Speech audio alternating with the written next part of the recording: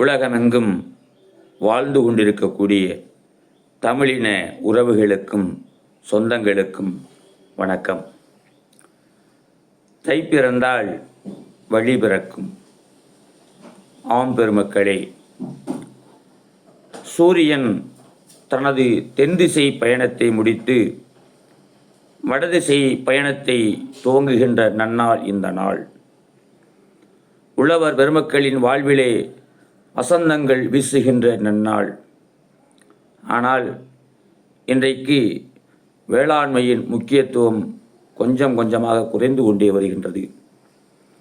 நாமக்கல் கவிஞர் அழகாக சொல்லுவார், தமிழன் என்றோர் இனமுண்டு, தனியே அவனுக்கு ஒரு குணமுண்டு, அன்பே அவனது வழியாகும், அமிழ்தம் அவனது மொழியாகும் என்பார்.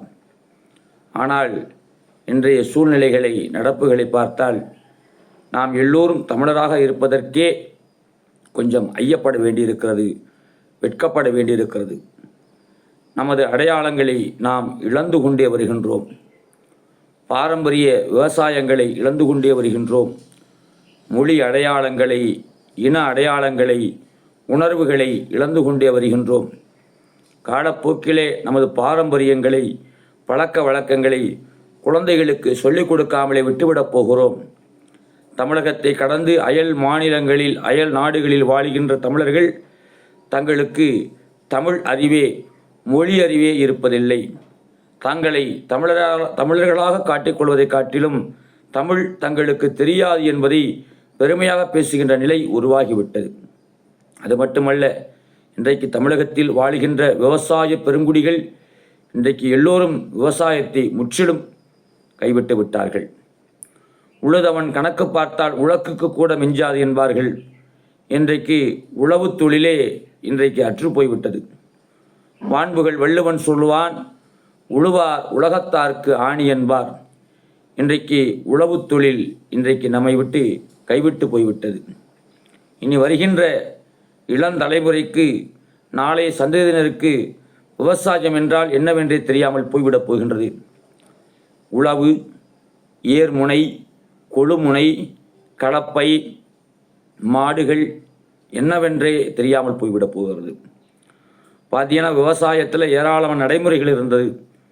நிலத்தை உழுவது, பண்படுத்துவது, பரம்படிப்பது, விதை விதைப்பது, நாற்று பறிப்பது, நாற்று நடுவது, களை எடுப்பது, அறுவடை செய்வது, களத்து மேட்டிலே நெல்லை அடித்து உலர வைப்பது, தூற்றுவது என்ற பாரம்பரிய சொற்கள் எல்லாம் இன்றைக்கு கலை சொற்கள் எல்லாம் காணாமல் போய்விட்டன.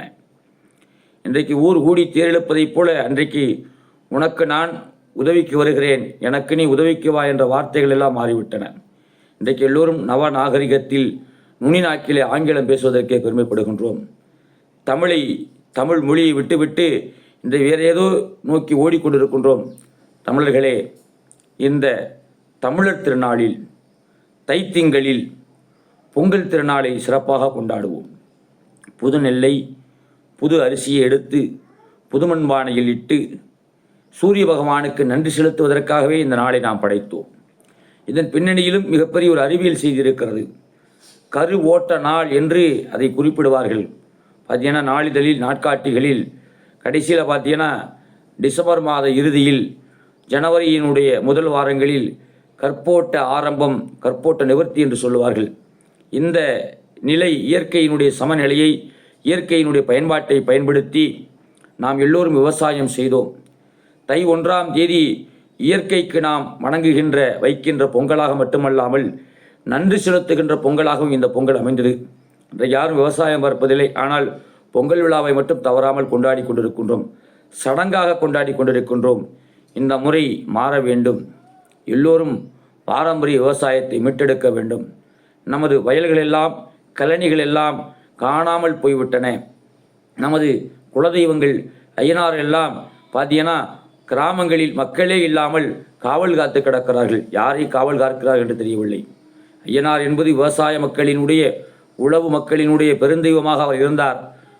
வயல்வெளிகளை, விவசாய நிலங்களை அவர் பாதுகாத்தார் என்ற நம்பிக்கை இன்றைக்கு அற்று போய்விட்டது. பெரியோர்களே, சபதம் கொள்ளுங்கள்.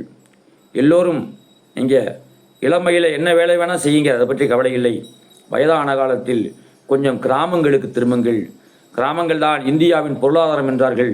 கிராமத்திற்கு திரும்பி உங்களது நிலங்களை பண்படுத்துங்கள், பக்குவப்படுத்துங்கள்.